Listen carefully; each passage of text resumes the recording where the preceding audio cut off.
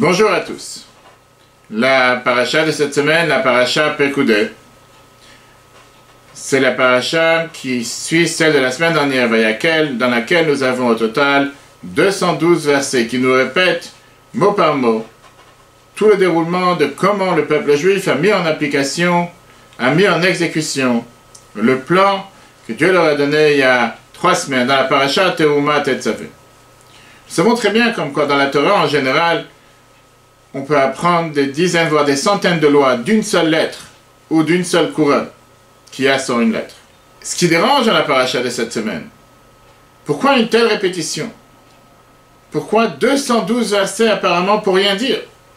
Pour dire tout simplement que tout ce que Dieu a demandé au peuple juif, comment construire le temple, comment construire le mobilier du temple, les habits du Kohen, comment faire tous les détails de ce tabernacle qui a été mis en place dans le désert, tout a été fait exactement à la lettre. On aurait pu se suffire avec un seul verset, en disant que tout ce que Dieu leur a demandé, c'est ce qu'ils ont mis en application, et d'ailleurs la question est double. Pourquoi nous devrions penser que qu'est-ce que Dieu leur a demandé de faire, ils ne l'ont pas fait, ou ils ne l'ont pas fait exactement? C'était un des premiers commandements qu'ils ont reçus juste après le fait d'avoir reçu la Torah et d'être devenu le peuple élu, le peuple choisi. Alors pourquoi une telle répétition si longue? 2 parachiotes entières, 212 versets pour nous répéter exactement les mêmes choses que nous avons vues dans la paracha Teruma Tetzavé. Dans une merveilleuse lettre que Rabbi a écrite cette semaine, il y a 68 ans, Rabbi explique la notion, l'idée derrière la répétition, si on peut dire, de ces 212 versets qui apparemment nous paraissent en trop. Et bien au contraire, ici un enseignement majeur, car dans la vie de chacun d'entre nous, combien de fois il y a une différence entre la planification et l'exécution, entre la vision qu'une personne peut avoir et l'action, entre l'imagination et faire descendre cette imagination dans quelque chose de concret. Et là est toute la différence. Car, justement, combien de fois on s'imagine, on a un projet, on a une grande idée, on a une merveilleuse idée.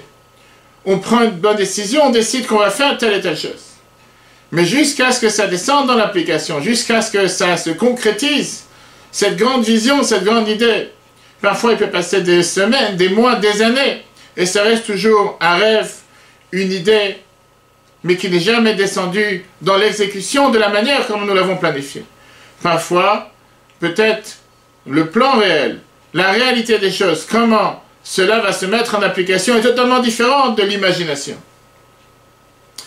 Viens la paracha de cette semaine pour te dire bien le contraire. Ici, exactement à l'identique, comme Dieu avait prévu que les choses devaient se passer. Qui veut dire d'avoir un tel tabernacle, avec de tels mobiliers, avec de telles dimensions, avec de telles tailles, c'est exactement de la manière comment le peuple juif l'a exécuté, avec bien sûr les grands architectes, Betzalel et Aholiav, mais c'était pas juste une imagination, un plan, un rêve qu'on a essayé de mettre en application plus ou moins pour s'adapter au plan divin, mais exactement dans tous ces détails, cela a été mis en application.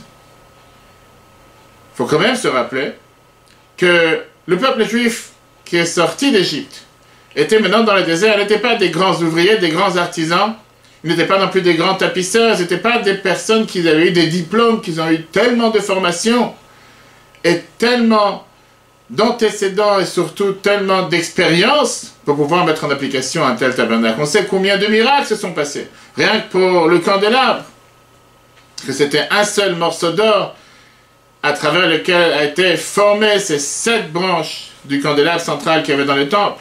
Cet animal particulier qui a existé, le tachash, pour pouvoir avoir avec sa peau multicolore, de pouvoir avoir les tentures qu'il y avait sur le tabernacle, les pierres précieuses qui ont été amenées par les nuages pour le tablier du Kohen.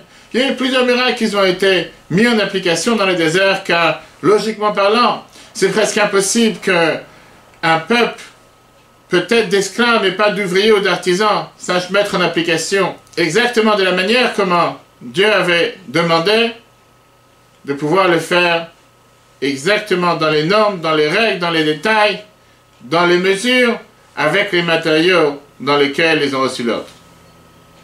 L'enseignement majeur qu'on apprend de cette paracha, Combien de fois on s'imagine qu'on ne va pas y arriver? C'est pas possible.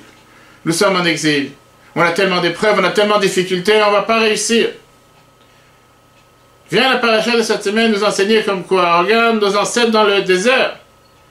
Eux aussi, ils avaient toutes les raisons pour ne pas réussir. Sauf que si on sait se lever de sa chaise, si on sait se bouger, si on sait prendre sur soi en se disant, moi je vais faire ce qui dépend de moi. Moi je vais faire ce qui m'appartient de faire. Moi, si Dieu nous a donné cet ordre, certainement qu'il nous a donné les forces pour pouvoir le faire. Alors c'est vrai qu'on va réussir seulement grâce à la bénédiction de Dieu. Mais Dieu attend de nous de se bouger, il attend que nous faisons ce qui dépend de nous.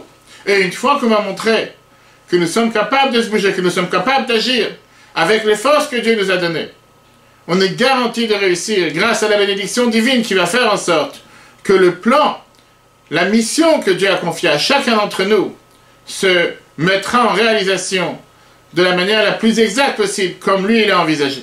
À nous seulement de faire notre part, à nous de se bouger, de faire en sorte de remplir notre mission de la meilleure manière possible. Et on est garanti que Dieu sera là présent, comme il a été présent pour nos ancêtres dans le désert, afin de pouvoir réaliser, concrétiser son plan divin très prochainement avec la venue de Mashiach. Très bonne journée à tous et à la semaine prochaine.